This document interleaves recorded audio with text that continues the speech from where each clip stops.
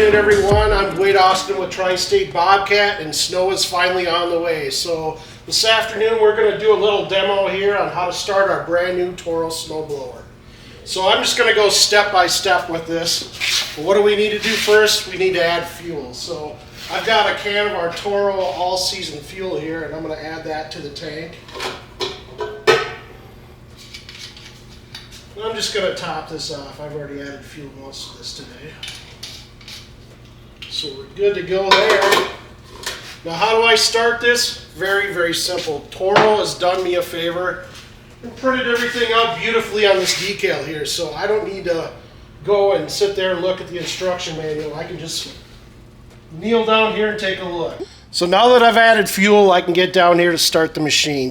Step one, I'm going to take my plastic Toro key here and insert that. I'm just going to slide that in the slot there. It'll make a clicking sound, and that'll let me know it's secure. So step one is complete. I'm going to step two, which is press our primer bulb 3 times. 1, 2, 3. All right, now that I primed it, we're going to go to step 3, and that is to slide my choke lever over. And that's all the way to the left.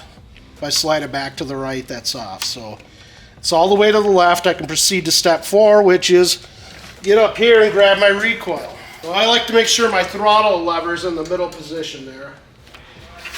Now we're going to give it a pull. Once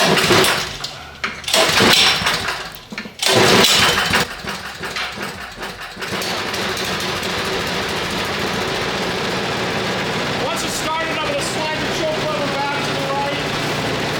Let it warm up a bit. There you have it, pretty easy startup.